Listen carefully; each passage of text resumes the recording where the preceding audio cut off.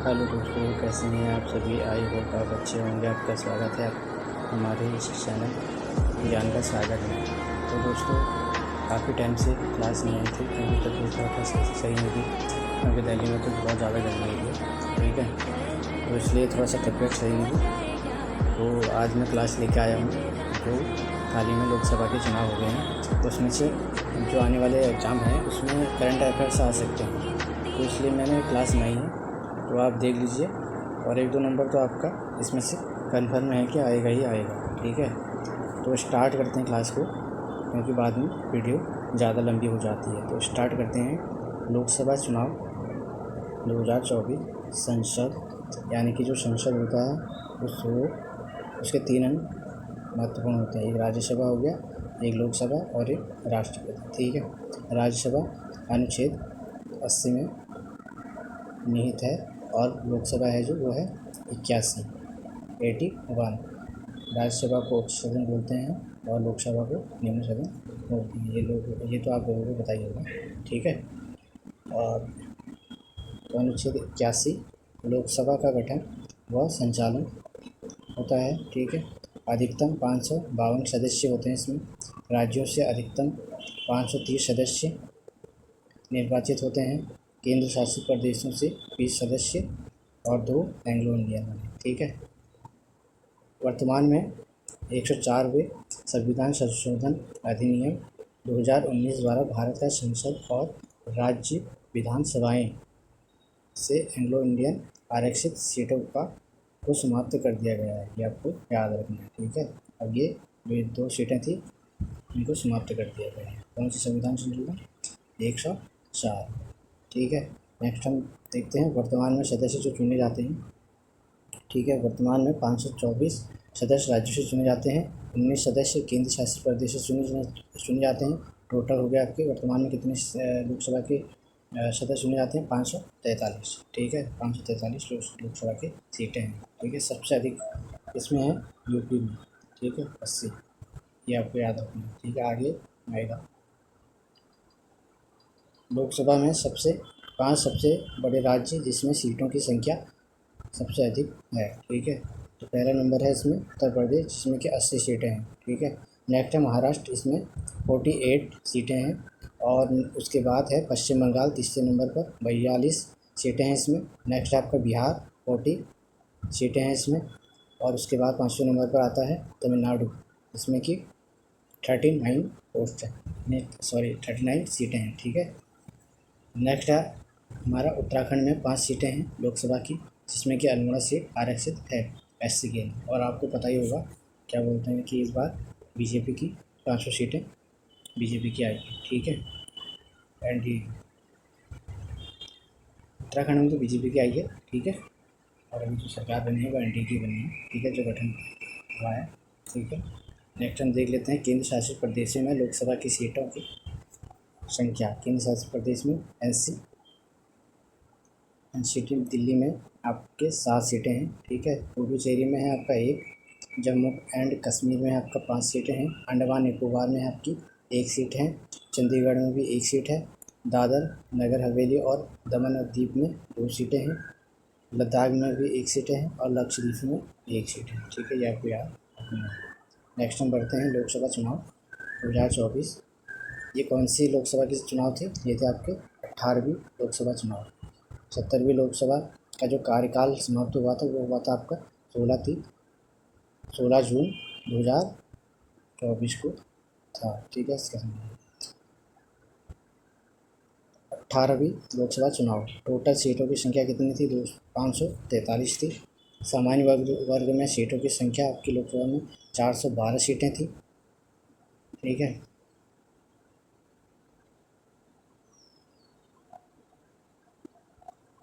और क्या बोलते हैं, अनुसूचित जाति के वर्ग के लिए 84 सीटें थी आपकी। अनुसूचित जनजाति के लिए 47 सीटें थी आपकी। ठीक है, 2024 भारतीय आम चुनाव में 19 अप्रैल 2024 से 1 जून 2024 तक 18वीं लोकसभा के सदस्यों का चुनाव करने के लिए निर्धारित किया गया था। ये समय निर्धारित किया गया था। ठीक है, ये आपको याद रखना है। ठीक है, 19 अप्रैल से लेकर 1 जून तक चुनाव होंगे। ठीक है, चुनाव के दौरान 18वीं लोकसभा के कुल 543 सदस्य चुने जाएंगे, जो 7 चरणों में संपन्न होंगे। इस बार जो चुनाव हुए थे वो 7 चरणों में हुए थे, ये भी आपको याद रखना है, करंट अफेयर्स के लिए महत्वपूर्ण है ये, ठीक है।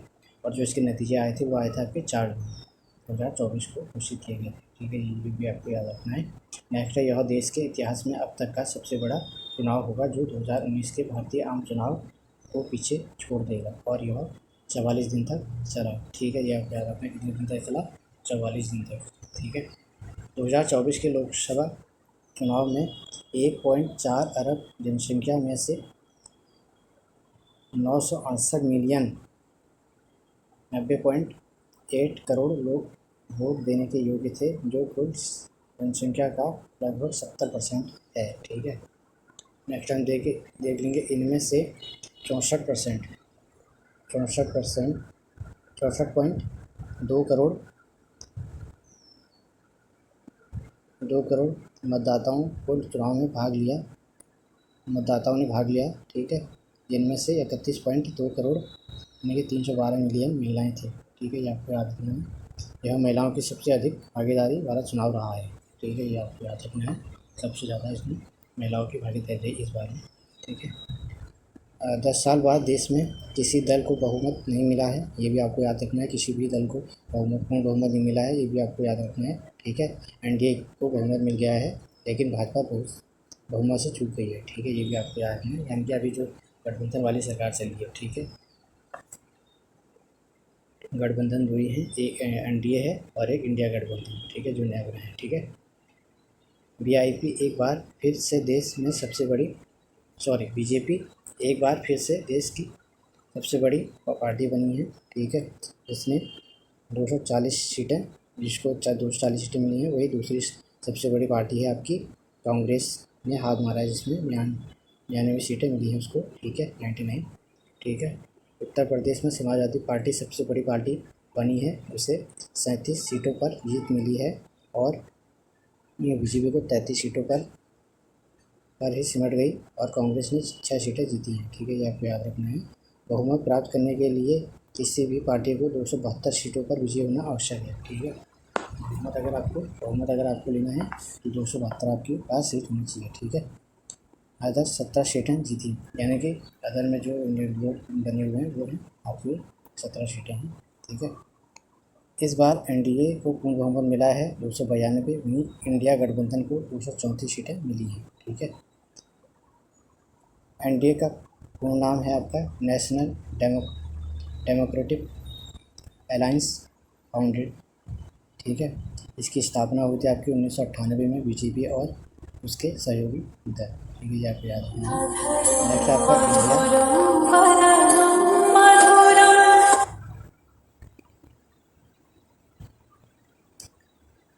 नेक्स्ट आपका इंडिया बीच में करवा दिया, ठीक है। तो नेक्स्ट है इंडिया जो गठबंधन है, इसका फुल फॉर्म है आपका Indian national development inclusive alliance founded. इसका जो स्थापना हुआ था वो हुआ था आपका 17 जुलाई 2023 को, ठीक है। कांग्रेस और सहयोगी दल इसके समर्थक हैं, ठीक है। उनसे मिलकर ये इंडिया गठबंधन बना है, ठीक है। इस बार वोट प्रतिशत है आपका 66.63, ठीक है। ये आपको याद रखना है, 66.33%, ठीक है। आपको पार्टी वाइज रिजल्ट, ठीक है। भारतीय जनता पार्टी बीजेपी 240 यानी कि 36.5% उसको बहुमत मिला है। इंडिया नेशनल कांग्रेस 99 21% उसको मिला है। समाजवादी पार्टी एसपी को 37 में वोट मिले हैं आपके रियल में, यानी कि 7.58%। All India Trinamool Congress AITC, ठीक है, 29 वोट सीटें इसको मिली हैं, ठीक है। 4.3% इसको मिली हैं। त्रिपुरा ये आपका DMK, इसको 22 सीटें मिली हैं। आपका तेलुगु देशम, इसमें TDP, इसको 16 सीटें मिली हैं। जनता दल यूनाइटेड, इसको मिली आपकी 12 सीटें मिली हैं। कुल टोटल वोटों की संख्या आपकी 96.8 करोड़ है, ठीक है। पुरुष वोटरों की संख्या 50.7 करोड़, या आ सकता है ज़रूर पक्का, ठीक है। और जो महिला वाला है, ठीक है, ये महिला वाला भी है। इस बार महिलाओं ने कितने वोट डाले हैं वो आपको याद रखना है। कितने डाले हैं? 47.1 करोड़ महिलाओं ने वोट डाले हैं, ठीक है। और पुरुषों ने 50.7, ठीक है। इस बार वोट देने में वोटरों की संख्या 1.8 करोड़ है। दिव्यांग वोटरों की प्रथम बार जो वोट करेंगे, ठीक है, उनकी संख्या इतनी है। और दिव्यांग की वोटरों की संख्या 88.4 लाख है। और सर्विस सेक्टर वालों की 19.1 लाख, ठीक है। 100 साल से ज़्यादा लोगों उम्र वाले वोटरों की संख्या है आपकी 2.18 लाख। 85 से प्लस वोटरों की संख्या आपकी 82 लाख। और 20 से 29 साल तक के उम्र के वोटरों की संख्या आपकी 19.74 करोड़, ठीक है। ये आपको याद रखना है, ठीक है। नेक्स्ट हम बढ़ते हैं लोकसभा चुनाव 2024 का जो टैग लाइन था वो क्या था, ये आपको याद रखना है, ठीक है। ये एग्ज़ाम की दृष्टि से काफ़ी महत्वपूर्ण होने वाली है, ठीक है। ये वाला टैग लाइन क्या था? चुनाव का पर्व, देश का गर्व। ये आपको याद रखना है, ये करंट अफेयर्स के लिए महत्वपूर्ण है ये, ठीक है।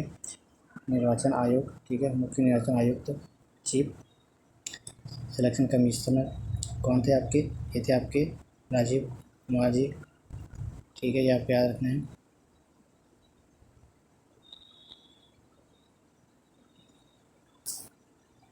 और क्या बोलते हैं निर्वाचन आयुक्त, इलेक्शन कमिश्नर, ये थे ज्ञानेश कुमार, ये आपको याद रखना है, ठीक है, सेकंड वाले। और थर्ड थे आपके निर्वाचन आयुक्त, ये थे आपके इलेक्शन कमिश्नर सुखबीर सिंह संधू, ये आपको याद रखना है, 3 थे, ठीक है। मुख्य आपको ये याद रखना है राजीव कुमार, ठीक है, चीफ इलेक्शन कमिश्नर, ठीक है, मुख्य निर्वाचन आयोग, ठीक है। इसमें से जो कुछ क्वेश्चन मैंने बनाए हैं, 7 क्वेश्चन तो मैं इसमें से आप कर लोगे, ठीक है। नेक्स्ट भाग में लेके आऊँगा। इसमें से हम पहला क्वेश्चन देख लेते हैं, ठीक है। मंत्री संबंधी मोदी थर्ड मंत्रिपरिषद के सदस्य, ठीक है। भारत के नए रक्षा मंत्री कौन बने हैं? राजनाथ सिंह बने हैं। भारत के नए गृह मंत्री कौन बने हैं? अमित शाह बने हैं। भारत के नए सड़क परिवहन एवं राजमार्ग मंत्री कौन बने हैं? नितिन गडकरी हो गए। नेक्स्ट है आपका भारत के नए स्वास्थ्य एवं परिवार कल्याण मंत्री कौन बने हैं? JP नड्डा हो गए। भारत के नए कृषि एवं किसान कल्याण मंत्री बने हैं आपके शिवराज सिंह चौहान। भारत के नए वित्त मंत्री एवं कारपोरेट मामलों के मंत्री कौन बने हैं? निर्मला सीतारमण। भारत के नए विदेश मंत्री बने आपके डॉक्टर S जयशंकर, ठीक है। ये आपको याद रखना है। और भी क्वेश्चन है वो मैं नेक्स्ट भाग में लाऊंगा, ठीक है। वीडियो लंबी हो जाती है तो दोस्तों जितने भी लोग नए हैं चैनल को सब्सक्राइब कीजिए, लाइक कीजिए, शेयर कीजिए और आने वाले एग्ज़ाम में अपनी तैयारी मजबूत रखिए, ठीक है। और जिनका भी हाल ही में एग्ज़ाम है उनको बेस्ट ऑफ लक, ठीक है। मिलते हैं नेक्स्ट वीडियो के साथ, तब तक के लिए बाय एंड टेक केयर, धन्यवाद।